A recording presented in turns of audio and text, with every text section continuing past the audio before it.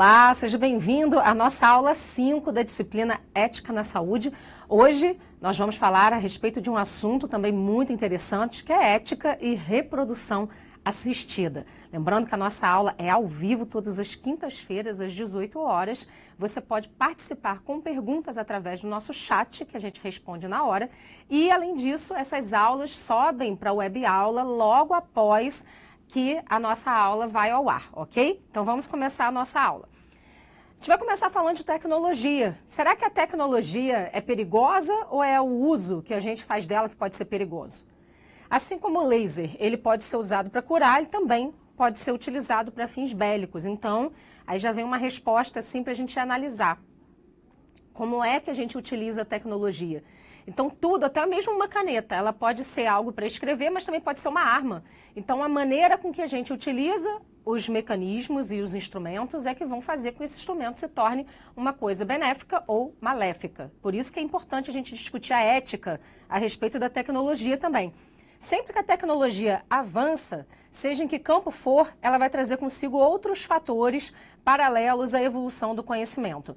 Quando o Hitler utilizou na Segunda Guerra Mundial as tecnologias que a Alemanha detinha para torturar pessoas, para fazer alguns tipos de pesquisas, ele utilizou aquele tipo de instrumento, aquele tipo de tecnologia para algo que não foi tão positivo assim. E é por isso que hoje a gente consegue colocar a tecnologia a serviço do homem. E é relevante a gente avaliar isso. A tecnologia tem que estar a serviço da humanidade.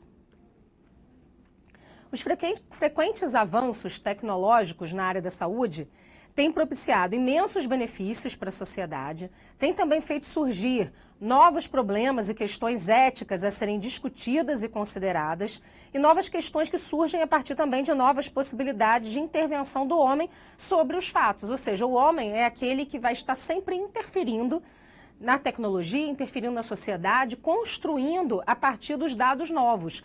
A gente para pensar que em 1950 a gente não tinha a mesma evolução que a gente tem hoje, se a gente pensar na globalização, nas novas tecnologias, nos novos aparelhos que a gente tem.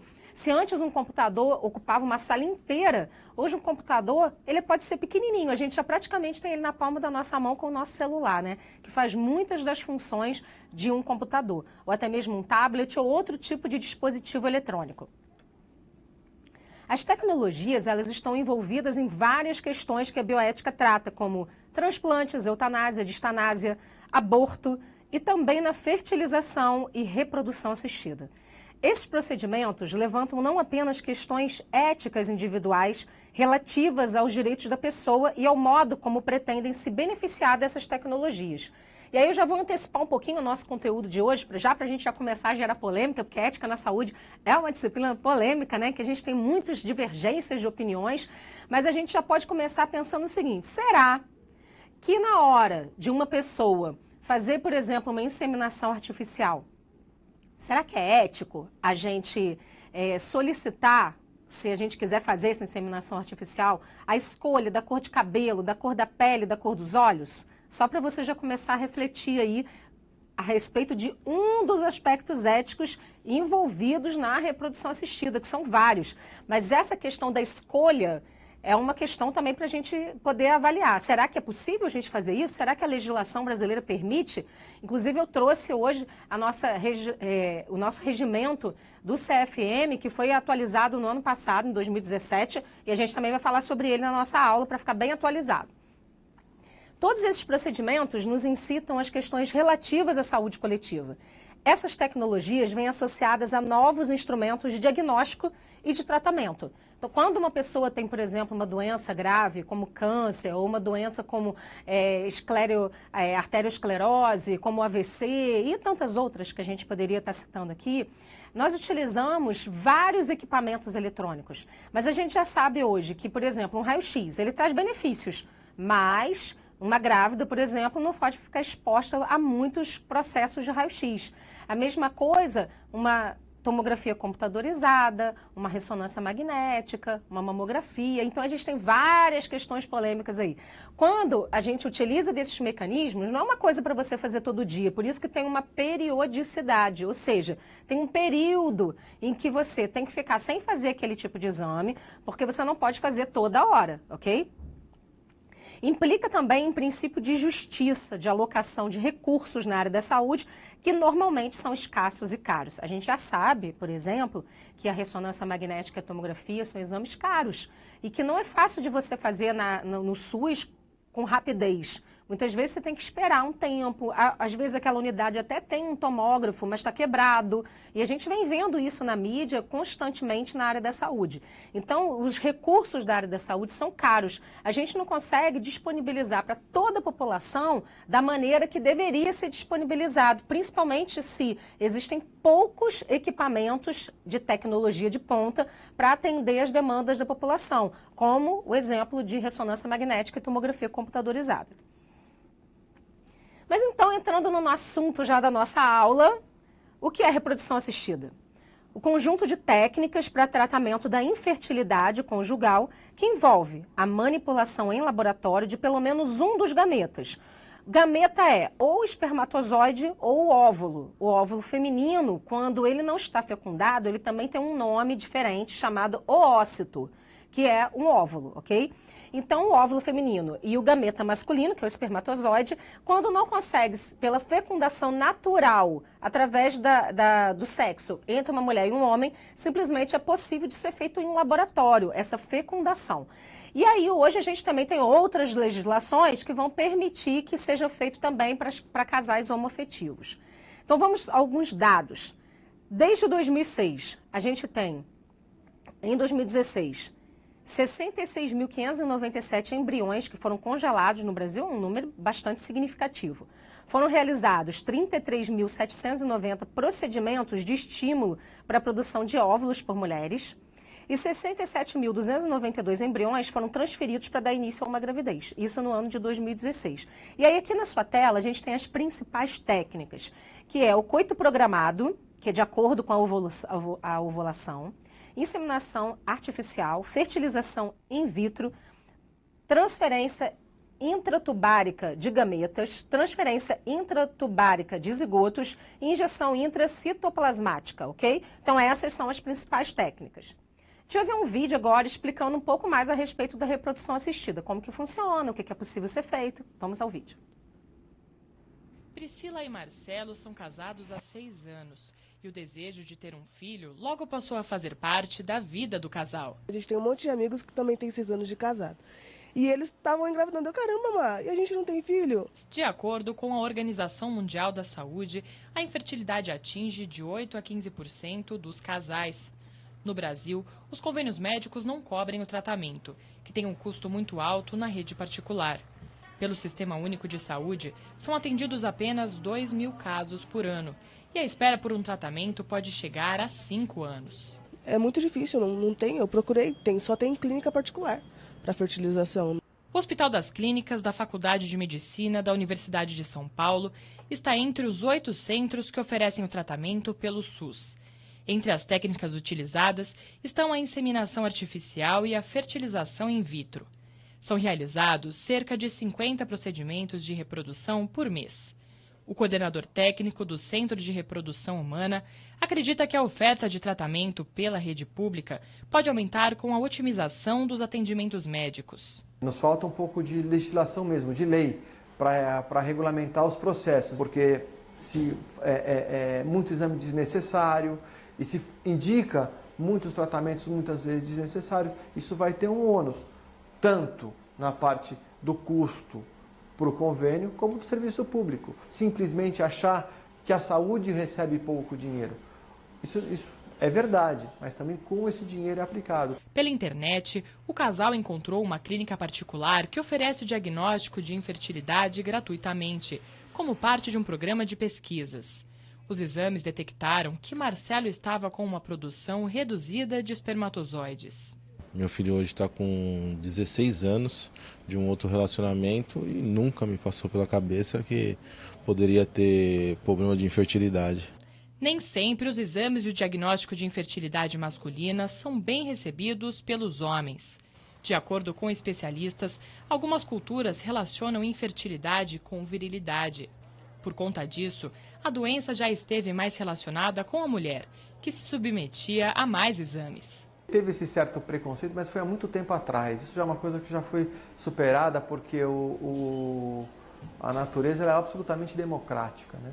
Os casais que têm dificuldade de engravidar, 30% dessas causas são ligadas à mulher, 30% são ligadas ao homem, 30% a ambos e 10% a gente não consegue determinar. As causas da infertilidade podem estar relacionadas com fatores hormonais e também com o estilo de vida. A parte psicológica e a escolha por ter filhos mais tarde também podem dificultar a reprodução.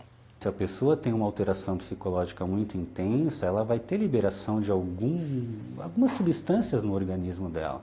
Isso pode fazer com que a ovulação não ocorra de uma forma correta, mas as causas mais comuns de infertilidade masculina seriam aquelas que impedem a produção de espermatozoide, alguma coisa química, droga, medicamento, ou calor local, uma doença chamada varicocele pode aumentar o calor testicular e atrapalhar a produção e qualidade do espermatozoide. Priscila e Marcelo realizaram um tratamento de inseminação artificial e pouco mais de um mês depois da primeira tentativa, receberam uma boa notícia. Então, tô grávida, estou morrendo de dor, mas nunca tive uma dor tão feliz. Tô torcendo pra vir gêmeos, viu? Mas se for um só, tá ótimo. Tô abobado, ainda não absorveu, não caiu a ficha ainda, mas nossa, tô muito feliz, muito feliz.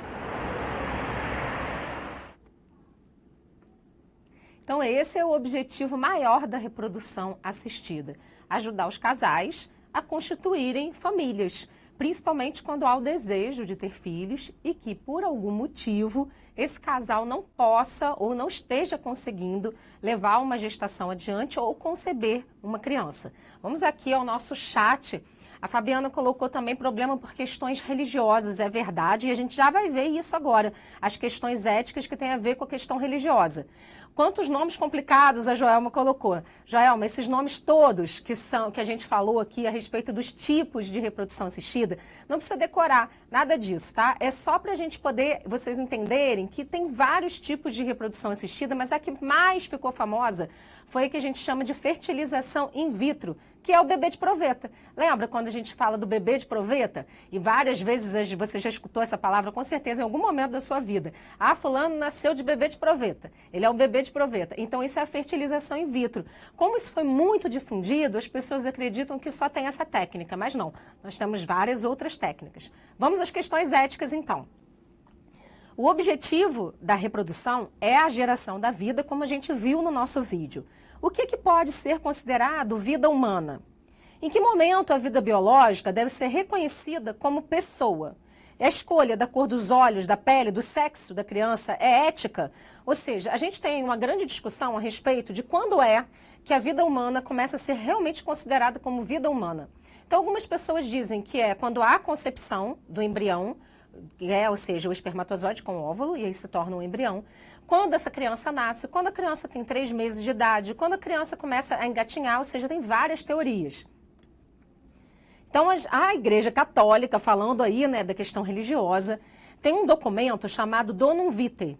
Esse documento, ele é de 1987, e ele estabelece que, pela perspectiva da Igreja, o início da vida humana se dá no momento em que ocorre a fecundação. Ou seja, fecundou o óvulo, né, tem um embrião já ali, já tem a vida humana. Em 2008, a Igreja Católica publica um outro documento sobre aspectos de bioética ligados à dignidade humana. Esse documento de 2008 considera como lícitas as tecnologias de fertilização que auxiliam os casais a procriarem, desde que essas respeitem a preservação do ato procriativo em si. E considera moralmente ilícitas as tecnologias que dissociam a procriação do ato sexual, como a criogenia ou a fecundação in vitro, que a gente acabou de dizer. Então, só para a gente ilustrar que existe realmente uma questão religiosa por trás disso. A própria Igreja Católica determina quando é que é o início da vida humana e determina também o que é benéfico ou não. Então, já teve muitas polêmicas a respeito da posição da Igreja Católica a respeito disso, como, por exemplo, o uso de anticoncepcional, o uso de técnicas de reprodução assistida, como o bebê de proveta, fertilização in vitro e por aí vai. que é o bebê de proveta, então? É um bebê proveniente de uma inseminação artificial ou fertilização in vitro. E ocorre a partir de uma fecundação gerada em laboratório. Como que funciona? Vamos aí na imagem, vou até circular para você para facilitar. Primeira coisa, há uma produção de óvulos com estímulo ovariano controlado. É dado hormônio para aquela pessoa, para poder aquela mulher, gerar uma determinada quantidade de óvulos. Depois, há uma coleta desses óvulos. Depois ainda, há uma obtenção de amostra do sêmen. E aí depois, esse espermatozoide vai se juntar com o embrião, com o óvulo, para a fertilização. Vai ter uma união e vai se formar um embrião. E aí há a transferência desses embriões para o útero, que é a última etapa. Nem sempre a gente tem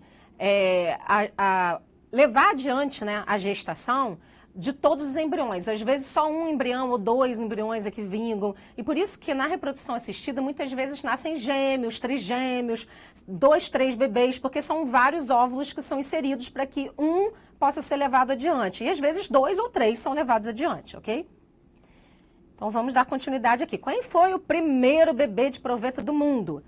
Foi a Louise Brown, através da fertilização in vitro. Foi realizada em 1978, foi um marco no desenvolvimento das tecnologias de reprodução assistidas. Já no Brasil, foi em 7 de outubro de 1984. A mãe da menina já tinha 5 filhos quando resolveu tentar a fertilização in vitro, porque ela queria mais um.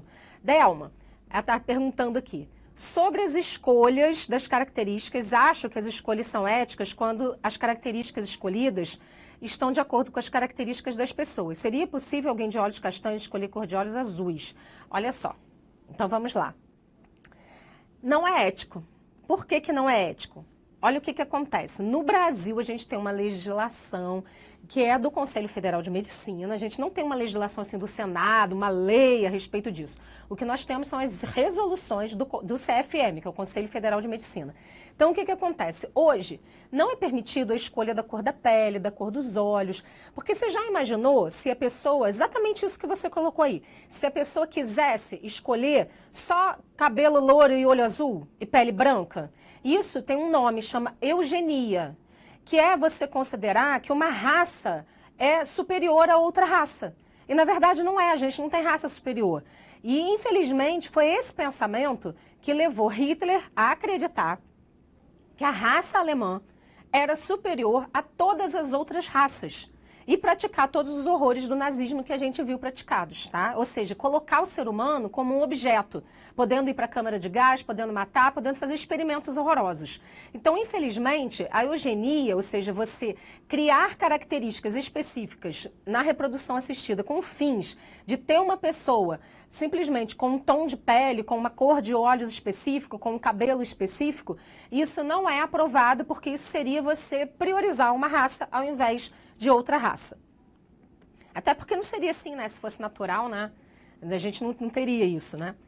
Na Inglaterra, em 1981, foi instituído o Comitê de Investigação sobre a Fertilização Humana e Embriologia. O objetivo foi desenvolver um relatório sobre as implicações éticas, sociais e legais provenientes da utilização dessa nova biotecnologia. E o resultado desse comitê foi a publicação 3 anos depois da instalação do chamado Relatório Warnock, que influenciou aspectos da bioética e do biodireito atuais. Já em 1992, o Conselho Federal de Medicina Brasileiro, fundamentado nesse relatório de Warnock, instituiu a Resolução 1358 de 92, que são as normas éticas para a utilização das técnicas de reprodução assistida. E aí, antes de eu falar da Resolução 2010, que revogou de 92, vamos aqui falar das respostas aqui. Nem todas eu sei responder, tá, gente? Quando sou médica de reprodução assistida. A gente está aqui falando a respeito da ética relacionada à reprodução assistida. Todas que eu souber eu vou falar aqui, tá? Uso de anticoncepcionais por muito tempo atrapalha na fertilização? Sim. Porque muitas vezes o seu corpo se acostuma com um determinado tipo de medicamento e aí isso prejudica a ovulação. Então, muitas vezes a mulher ela tem que parar um tempo de tomar o medicamento e às vezes só vai engravidar 1 ano, 2 anos depois, tá? Então pode prejudicar sim. Oi, professora, boa tarde, Camila. Então, se um casal quer um filho e por alguma patologia eles não conseguem, eles estão errados perante a religião em tentar alguma forma de reprodução? Olha só, a religião católica coloca que sim. Dependendo da técnica, tá? Porque a gente tem o coito programado, que é você ter a relação sexual naquele momento em que a mulher está ovulando, que é mais propício para aquilo, tá? Mas isso não quer dizer que a Igreja Católica vai permitir que seja assim, permitir no lado religioso, que a pessoa possa fazer a fertilização in vitro. Então, se a pessoa valoriza esse lado religioso, muito provavelmente ela não vai escolher isso. Mas são escolhas, lembrando que a gente escolhe para a nossa vida de acordo com vários aspectos, os nossos valores éticos, os nossos valores morais, aquilo que a gente considera importante para a gente. Então, se uma pessoa é católica e acreditar que isso é algo a ser seguido, então provavelmente, talvez, ela não escolha fazer uma fertilização in vitro, por exemplo. Estamos ao vivo? Sim, Francisco, estamos ao vivo. Pode fazer pergunta aqui pra gente. A musa Karina Bach, é verdade, vi o vídeo, inclusive, dela no Fábio Porchat, que ela não entendi, desconheci. Bom, ela queria ter um filho, tá? E aí só que ela queria ter um filho branco, loiro e de olhos azuis. Como funciona? No caso da Karina, ela é branca, loira e de olhos azuis. Então, o que ela fez? Ela foi buscar fora, ela pagou um valor alto por isso, ela fez nos Estados Unidos, tá? Por acaso eu sei, então vou saber responder. Ela fez nos Estados Unidos e ela escolheu, no banco de dados, tem fotos das pessoas, né? Ela escolheu um doador anônimo, masculino, que tivesse as características mais próximas da dela, louro, de olhos azuis, para que a criança também nascesse louro de olhos azuis. Ela não escolheu na fertilização manipular a genética para poder ter o olho azul, não foi isso. Ela escolheu alguém que tivesse a mesma proximidade dela para que essa criança tivesse mais chance de nascer assim, ok?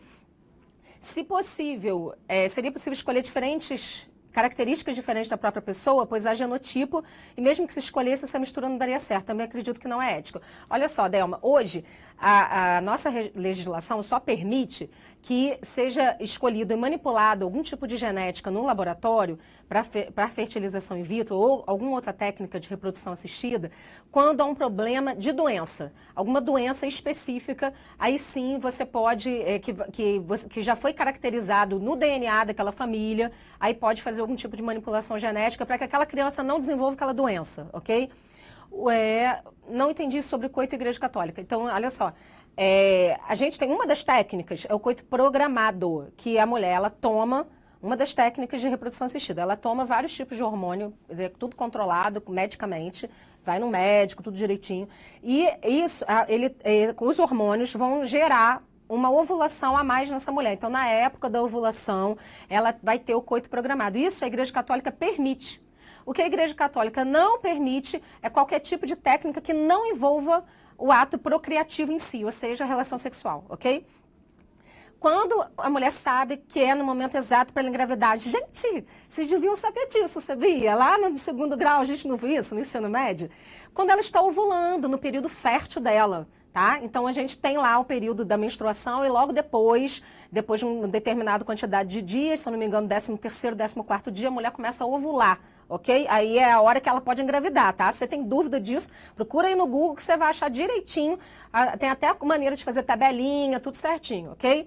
Então vamos voltar para cá, a resolução CFM 1957 de 2010, que revogou de 1992, depois de 18 anos, alterando alguns poucos aspectos, dentre eles, substituição do termo pré-embriões por embriões. Além disso, também inclui um item que afirma o seguinte: não constitui ilícito ético a reprodução assistida pós-mortem, desde que haja autorização prévia específica do falecido para o uso do material biológico criopreservado de acordo com a legislação vigente. Então, o que isso significa, gente? Significa o seguinte: você hoje em dia existe criogenia, que são os bancos para reprodução assistida. São empresas de reprodução assistida, que têm médicos, profissionais, e eles têm esses bancos de criogenia. Então, pegou o óvulo da mulher, pegou o espermatozoide do homem, foi lá no laboratório, fez o embrião, congelou aquele embrião, chama criogenia, está congelado aquele embrião. E pode implantar no útero da mulher, descongelar e implantar em qualquer época da vida. Mesmo que essa mulher tenha 50 anos, não tem problema nenhum. Hoje em dia isso já é possível, né? A gente já sabe que as mulheres elas podem estender um pouquinho mais aí essa possibilidade de gravidez. Então, isso pode acontecer sim. Congelou o material genético. E aí, uma das pessoas veio a óbito. é possível, principalmente se for o marido falecido, é possível que se utilize aquele material congelado, se essa pessoa que faleceu deixar por escrito autorizando a utilizar aquele material congelado, aquele embrião, após a morte dessa pessoa. Isso já aconteceu no Brasil, já tem um precedente a respeito disso, ok? Existem aspectos éticos vinculados, como, por exemplo, consentimento informado, seleção de sexo da criança, ou seja, é obrigatório consentimento informado, seleção de sexo da criança não pode, doação de espermatozoides, óvulos e embriões é permitido, seleção dos embriões com base na evidência da possibilidade de doenças congênitas também é permitido, maternidade substitutiva, que é a antiga barriga de aluguel, também é permitido, clonagem não é permitido na nossa legislação, criopreservação de embriões é permitido, dentre outros aspectos. A resolução de 2010 instituiu que a doação deve preservar o anonimato entre receptores e doadores. Então, o argumento principal desse anonimato é que esse procedimento evitaria problemas futuros relativos às situações emocionais e legais com repercussões no desenvolvimento psicológico da criança. Só que essa perspectiva também ela não é consensual. A inseminação pode ser feita em qualquer idade, a gente vai ver isso aqui, tá?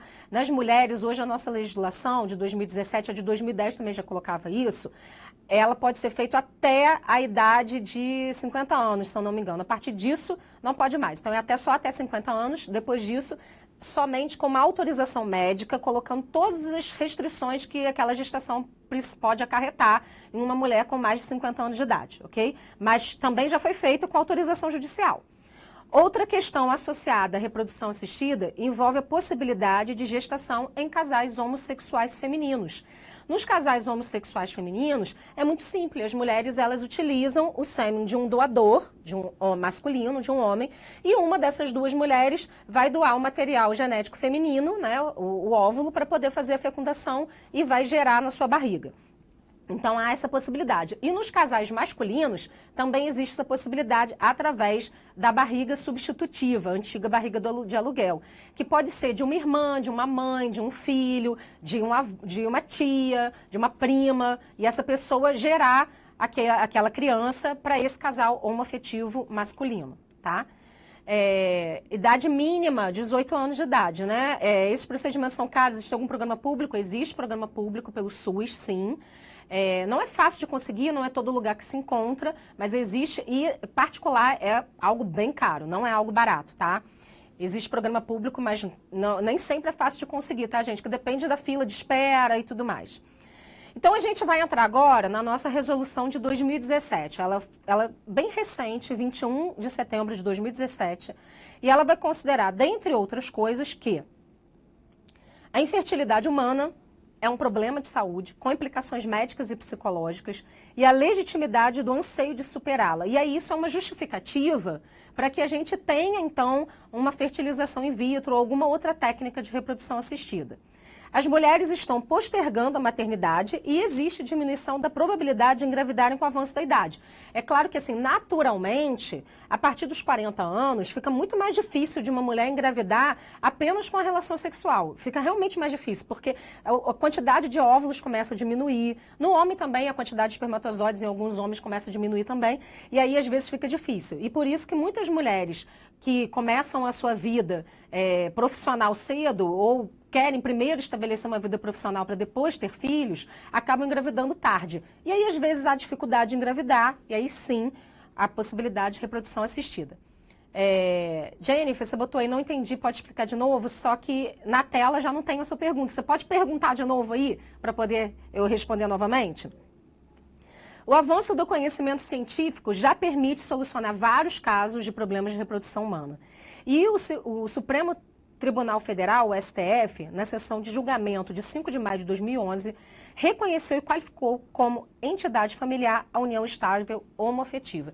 É muito importante a gente falar sobre isso, porque hoje em dia, apesar dos casais homoafetivos terem enfrentado vários problemas de preconceito, de discriminação, hoje em dia a legislação garante que a reprodução assistida também possa contemplar casais homoafetivos. Então, tanto um casal de mulheres quanto um casal de homens podem ter filhos pela gestação substitutiva, que é a barriga de aluguel, mas aqui no Brasil não é de aluguel porque não pode ser paga, tá? Tem que ser um parente da família e a gente já vai ver sobre isso daí, e tem que ser sempre gratuito, não pode cobrar para fazer isso, porque em alguns países é permitido você efetivamente alugar sua barriga e cobrar por isso, mas aqui no Brasil isso não é permitido, ok?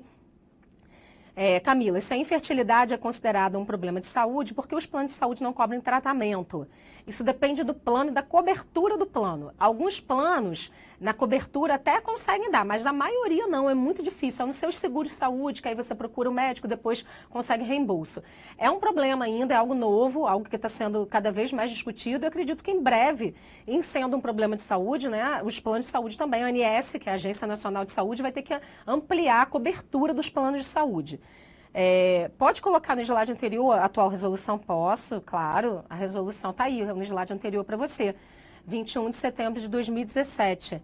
A mulher ovula até que idade? Isso depende muito da mulher, viu? Mas até o momento em que ela vai entrar na menopausa. E aí algumas mulheres entram na menopausa mais ou menos com 50 anos, outras com 56, outras com 48, tem menopausa precoce, isso depende do seu histórico familiar.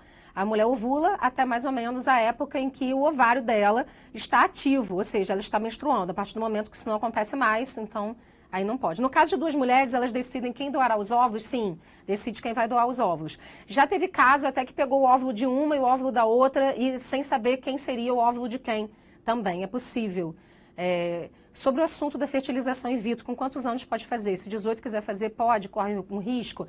A partir dos 18 anos, a pessoa tem que poder consentir, tá? Ela pode fazer. Só que, geralmente, por que não é feito com 18 anos, Jennifer? Porque a mulher está muito nova ainda. Então, ela vai tentar, vai tentar ter filhos, ela vai estar numa relação estável para poder ter filhos, ou não, mas ela vai tentar ter filhos. Então, muitas vezes, a mulher só vai descobrir que está tendo alguma dificuldade, não tão cedo assim. Às vezes, ela já está com 27 anos, 30 anos de idade, ela já vem tentando há algum tempo, e aí que ela descobre, tá? A não ser que ela faça algum tipo de exame que realmente consiga avaliar que ela não possa ter filhos. Ou algum tipo de acidente, alguma coisa assim. Não é permitida a doação de espermatozoides e óvulos? É permitida, sim. A gente tem banco de espermatozoide e banco de óvulos, tá? É tudo permitido. Isso daí é permitido. O que não é permitido é a escolha do sexo, e o que não é permitido é a clonagem. Escolha de sexo, escolha da cor de cabelo, escolha da cor de olhos, pele, essas coisas todas, tá? Ok. Então vamos lá. Vamos voltar para a nossa tela. A idade máxima, então, das candidatas à gestação por técnicas de reprodução assistida é de 50 anos, podendo haver exceções, desde que baseadas em critérios científicos fundamentados pelo médico responsável e que haja esclarecimento sobre os riscos envolvidos. E aqui a gente tem uma foto que eu coloquei para vocês, que graças à técnica da fertilização in vitro, a Lilian, ela pôde ser mãe aos 53 anos de idade. A foto que está aqui para você, ela com o filhinho dela, né? Nem parece que tem 53 anos, novinha ela. Hoje acontece também que, a partir dos momentos de desenvolvimento das novas tecnologias, da qualidade de vida, das pessoas estarem investindo cada vez mais na sua saúde e também de medicamentos, né?